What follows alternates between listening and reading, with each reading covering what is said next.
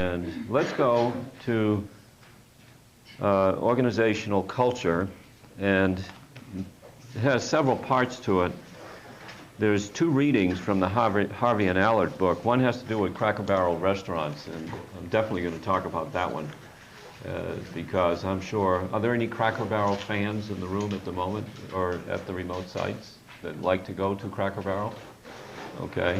Anybody here work at Cracker Barrel? All right. I've had all kinds of mixes, and you're going to get a wee bit of a surprise when you see this, and you may already know if you've already read it. Then the second one is about sexual harassment in the U.S. military. And at the time of this report, it was fairly severe stuff that was going on. And we'll see what we can do with some conversation about that. The film scenes for today come from Top Gun, the early scene, and usually everybody has seen Top Gun. Is that safe to say that you've all seen Top Gun? Anybody not seen it? You have not seen Top Gun, and you're a military person.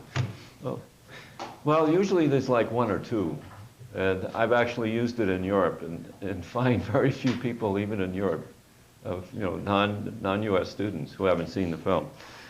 The opening 6-7 minutes of it is quite good to show what major parts of what we refer to in organizational culture. Then the second scene comes from The Godfather, and it's the opening scene of the film. And incidentally, The Godfather ranks as number 2 out of the top 100 films, American films. And number 1 is what? Do you know? I'm trying to remember. I just watched it yesterday. Is it Godfather 1? No, this is Godfather 1.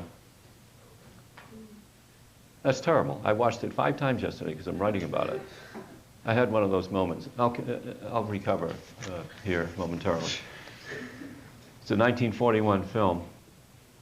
All right. So Citizen Kane? Citizen Kane. Thank you, sir. Oh, that's Jesse, the super now. That's Los Alamos Jesse with his knowledge of film. Thank you so much. I own it, and actually I discovered I own 2 copies of it, so I don't know what I'm going to do with the other one. Maybe I should sell it on eBay. There's a thought. Okay. Now, I've chosen to use some of the PowerPoint slides. Don't write these down. That would be too distracting and too laborious. They are available in the course website as note pages, and I'm only using a selected amount of them. But before going to the slides, I want to take you to the opening episode, and then I'll give you, use the chapter overview to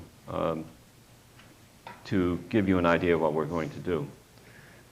When I first read the original source of this thing that I adapted into the overview about a company that you possibly know a little bit about is the J.M. Smucker Company, or J.M. Smucker and Company. J.M. Smucker is the father of the 2 boys, as they are called, who now manage the company. They're like co-presidents. The company is 107 years old, it's family-owned, and it's in a small, I believe, Ohio city, Orrville, Ohio, specifically. It's not a very large place. It's the major employer in Orrville, Ohio, and the aroma of the products, the jams and the spreads that they make, sort of just covers the entire small city. J.M. Smucker founded the company, as I said, 107 years before this writing, which is now about 2 or 3 years old, and the 2 sons are Tim and Richard Smucker. And they adhere to a set of behavioral guides, as this says, and then I'm going to translate that to a concept that we use in organizational culture, which is values, and values that are important in the system that guide people's behavior, and they are: thank a person for a job well done, and this is the order in which they were presented in the original source. Keep a sense of humor, look for the good in others, pay close attention while listening to others. Now, can you identify with those values as individuals? What kind of a company would this feel like to you based on these organizational cultural values? Pick some words. Stretch out. Take a risk. Satisfying. Satisfying. Why? Because you feel like you're getting rewarded for what you're doing. Okay. It's not just like a tedious job. It's not a continuous job. You're getting a little bit louder. That's why I'm repeating. There's like a positive reinforcement every day. Okay. Somebody is thanking you for doing a good job. What kind of an environment does this feel like up to this point? Positive or negative work environment? Quite positive, just based on these values. Well, here's what happens. The company especially emphasizes the thank a person for a job well done, the first item. Managers often give gift certificates and lunches to teams as a thank you. Can you imagine that, walking around with a fistful of gift certificates, which are undoubtedly issued by the company at company expense, and saying, you know, I'm the foreman on the line, and you're working on the line, and I hand you a gift certificate, and you can have a nice lunch somewhere on us. They have barbecues. The thank you also can come from an employee. A 26-year company veteran built a monument of thanks to the company, a plaque conveying his gratitude to the Smucker family mounted on a boulder. Is this unthinkable, that anybody would do this? How about in the companies you work for? Do you have any example that can top what Smucker does? I don't think so. Maybe our dean is pretty close to this. She's really good at thanking faculty and staff for doing something special. And she does it publicly. She tends to do it with email, and then in the faculty meetings she's public about it.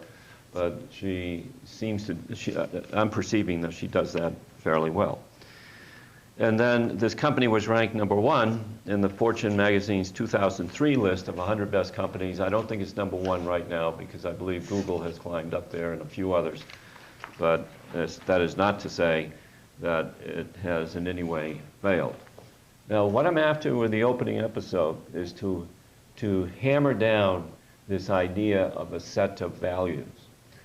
And I recall in Module 2, especially in the section that had the international emphasis, asking you whether which ones of you had traveled outside the United States. And it turned out in this class it was a rather large number.